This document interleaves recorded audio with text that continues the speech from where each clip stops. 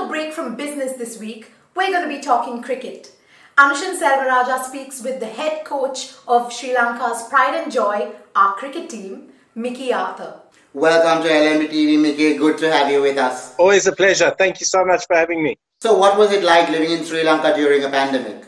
Look, I think it was tough through the lockdown period, and I think it was tough for everybody living in Sri Lanka at that time. But after that, it's been great. You know, we've been able to get out and do our stuff. We've had 2 residential camps. We've run a program with our players. We've got domestic first-class cricket happening. So it's all been good. We've certainly been kept busy. And during that lockdown period, we were busy as well. So, you know, we used that wisely to get to know our players, have a look at our brand, have a look at our structure.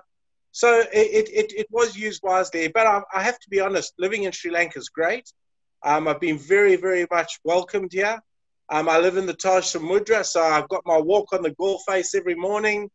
And it's a great place. Colombo's a lovely city to live in. Let's talk about the players then. How have they managed all these new rules and regulations as far as the sport is concerned? Look, it was tough, I guess, for the players. We were in touch a lot around that period of time, just touching in with them, you know, from a wellness point of view and also from a point of view of trying to keep them busy. Dilshan, our S&C trainer, he prescribed programs for each guy, and those programs were individual in terms of their fitness, so we maintained their fitness work. Those were individual programs accustomed to what the guys had at their home during the time. So that ranged from a gym with Angelo Matthews to some of our younger players that didn't have a hell of a lot of gym equipment or whatever. So he custom built programs for them. And I was so impressed at the end of lockdown when we got our players together for our first residential camp, just to see the condition they were in. You know, that really impressed me because that showed great attitude, and it shows a willingness to do well. It shows a willingness to have some success. And for me as a coach, those are the ingredients we can certainly work with. What's it been like so far, you know, coaching and developing our team? It's been great, and I have to say, you know, I've been fortunate to coach South Africa, Australia, Pakistan, and now to come and coach Sri Lanka. The players are tremendous. They're wonderful, wonderful human beings. They very respectful, very, very nice guys who work extremely hard at their game. The one overriding thing for me was the amount that they wanted to know, the amount that they wanted to learn, you know, and nothing was too much for these blokes. And again, I say, with that type of ingredient, the player wants to get better. We can make them better, and they'll go a long way. So I'm hoping that we can turn some good cricketers into great cricketers here during my stay. What were the rules and regulations that you had to work with when it came to the health and well-being of our players? Look, during our residential camps and now during our training at Premadasa at the High Performance Centre, there are some pretty strict guidelines in accordance with the government health regulations. Dr. Daminda Atanyaka has been fantastic for us. She's been such a big help, particularly during the lockdown period and coming out of lockdown. Her assistance from the sports institute here has been paramount. She's been amazing. I can't speak more highly of the effort that she put in to get us back into training, because she certainly realized that for young professional sportsmen like our players are, they need that day-to-day challenge. They need to be active. And she did everything in her power to get the guys back out there as soon as possible. During lockdown, I touched in with the blokes on a fairly regular basis just to make sure everybody was doing okay. We tried to stimulate them with, a lot of people like to call it homework, but we tried to stimulate them with some realistic goals that they wanted to set for each other. It allowed me the time to view a lot of video footage of our players, and to work with them almost like we are now, almost to work on a sort of a basis of over media, you know, over different media. So that was all good. And saying that, my lights have just gone out here. There we go. The lights are back. Mickey, the T20 World Cup is coming up. How are preparations going for that? Now, I do understand there are a few other series and tours before that, but how are the preparations for the World Cup coming along? Yeah, look, 2020, and let's not kid ourselves. Our white ball cricket hasn't been good of late, and that's kind of the change of the guard, which allowed me to come in. We've got to qualify for the next 2020 World Cup, so we've got to really have a look at a team. We've got to identify a team that we think can be successful. We've got to identify clear roles for the players. We've got to have a look at a brand of cricket that is going to be successful in India for us. So we've got a year to get that right. So, and the planning started now. I mean, there's no secret that consumes a lot of my thought is what skills do we need to be successful? Which players fit those skills? How are we going to balance off our squad? Again, I speak about roles, and you'll hear me talk about roles so much, but I just think the players need to know exactly what the requirements are of them and what we expect of them and what we want them to do in any particular game. I always say it's like the lifesavers on the beach. You put the flags out and you got to swim between the flags. You can push the flags on either side, but ultimately you've got to swim between those flags. And that for me is so important. And it's so important the players understand that. So look, we've got a year to get that right, and we're working hard. I've got some very definite plans with that. But before that, we've got some tough tests. We've got a test series coming up with Bangladesh in Sri Lanka, which will be fantastic. And then we've got to go to South Africa for test matches, which is tough, very, very tough place to go and play. And then we've got England back here. So we've got quite a lot of cricket. We've got a test series and a one-day series and a 2020 series in the West Indies. So we've got a lot of time to build up to that over the next period. As a young Sri Lankan team, and I'll make no bones about the fact that I think there's some really good young talent. We've got to give that young talent the roots to grow and the wings to fly, because that's going to make them better players. And then we've got to allow them to develop. And I'm very comfortable with what I've seen, that over the next year, when we're going to be very busy, we're going to see some players go to new heights. We'll go in for a short break now. We'll be right back after this.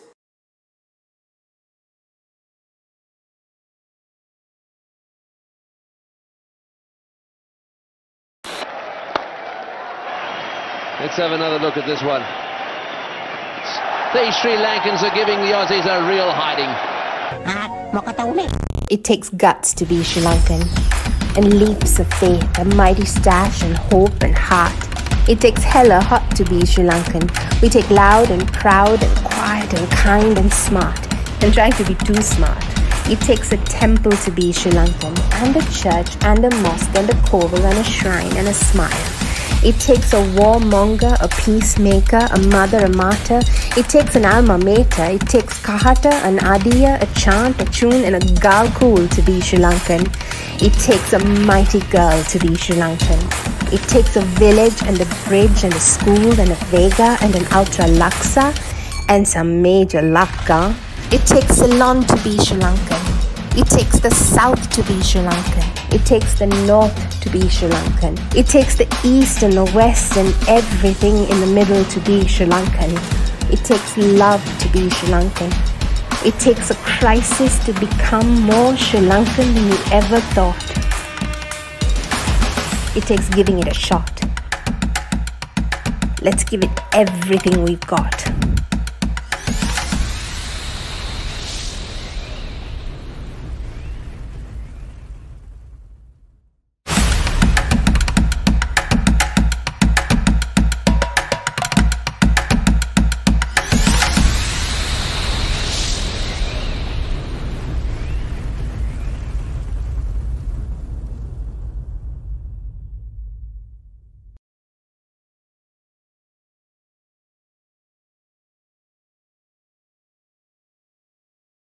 Welcome back to the show as we continue our little chat with the man tasked with guiding Sri Lanka's pride and joy, Coach Mickey Arthur.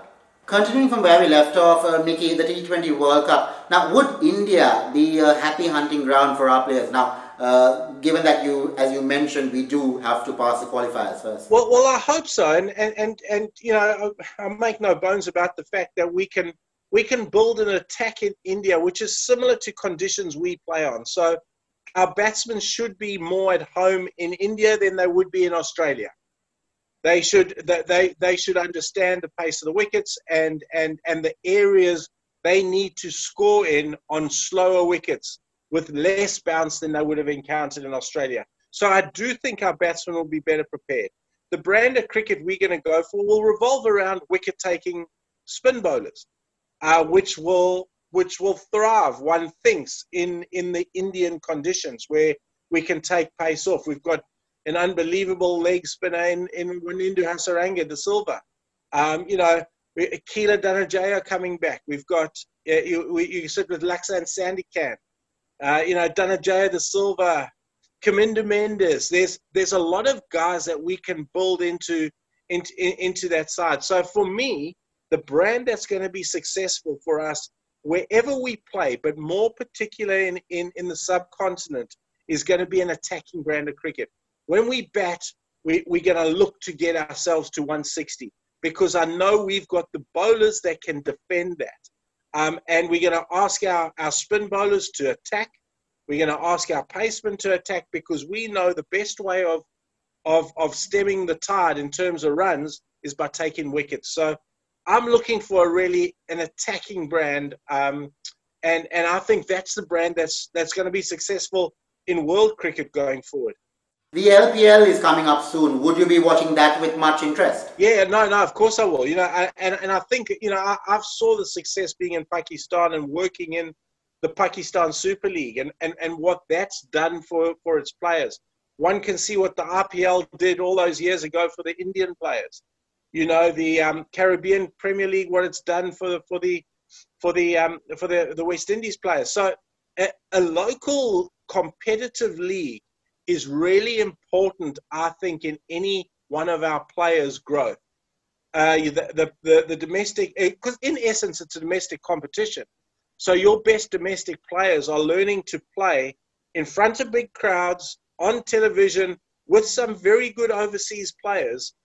More importantly, though, they going to have to play under pressure. And you can't, you know, for us as a coach, you can never replicate pressure in any of your practice sessions. We can replicate fatigue pressure to a point, but that's all. We can't replicate the actual pressure of when a young bowler is at the back end of his mark and he's defending 4 off the last ball, and we can't replicate that in a net session.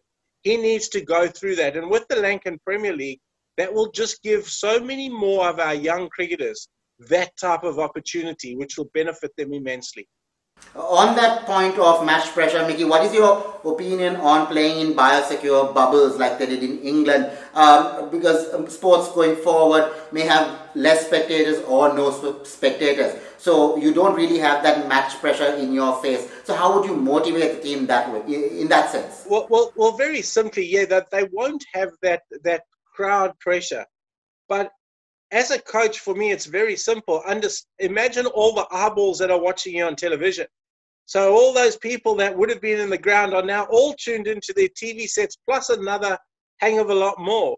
So that is still, there is still that pressure. Yes, sure, you won't get the same atmosphere or whatever.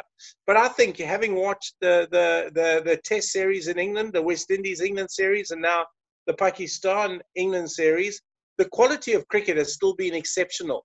And I think, and I've seen in interviews, you know, where players have said the pressures are still there. It's still real cricket. Yeah, you don't have the singing and the chanting and the crowd interaction, but you do know that you've got a massive TV audience, and that's pressure in itself. Now, you've been spending quite a bit of time watching club matches here in the country. Now, leaving aside the established players, what is your take on the talent that we have here? Yeah, it's been really good to actually go out and watch, and I have taken in a lot of club cricket. I think I've got around virtually all the top 8 teams that are playing in the top division. I've seen a couple of the teams playing in the second tier. And I've been impressed. I've been impressed by some of the young talent. There's a lot of young talent here. As I've said, we've just got to give them as I say, the roots to grow and the wings to fly. And that's my mantra: is what's happened in the past. And I've said it a lot to the board, is players get selected and then, they end up playing for themselves because there hasn't been a consistency in selection. Players have been in and out. I mean, that doesn't breed a great environment. We've got to identify a core group of young players. We've got to fairly consistently tell them exactly where they fit in. And we've got to be consistent with that. I always call it a cue. He's the best wicket keeper. He's the next best keeper. So players know if he's out of form or injured, they step up. That breeds confidence in the system. Once you get players that believe and are confident in the system, then you get sustainable success. And that's something that we're targeting now.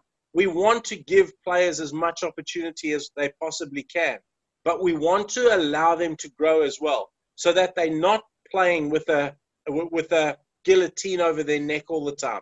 They know that they're going to be given ample opportunity to show us what they can do.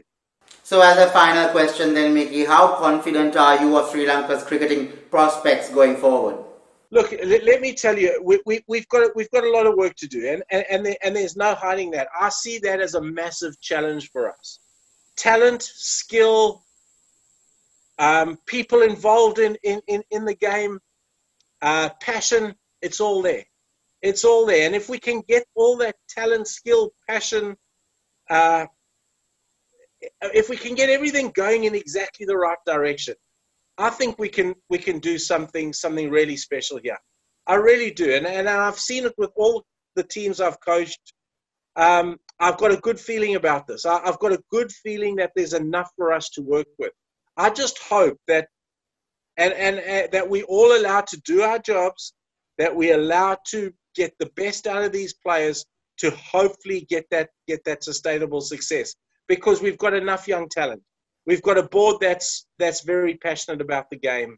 We've got unbelievable passionate supporters. I mean, I walk in the streets and everybody's got a comment as to who should be playing and who the next best bowler is or the next best batsman. And that's wonderful. That really is wonderful. But if we can channel all that in one direction and not all going off in all different directions, I'm confident we can have some success. Well, Mickey, I believe the whole country supports you and hopes that you will be able to do what needs to be done for Sri Lanka cricket. Thank you very much for joining us on the show. It was a great pleasure talking to you. It was an absolute pleasure talking to you, Anushka. Thank you so much, and look forward to chatting again at some point. After a short break, Andrea Melisa will be back with an overview of global news. Stay tuned.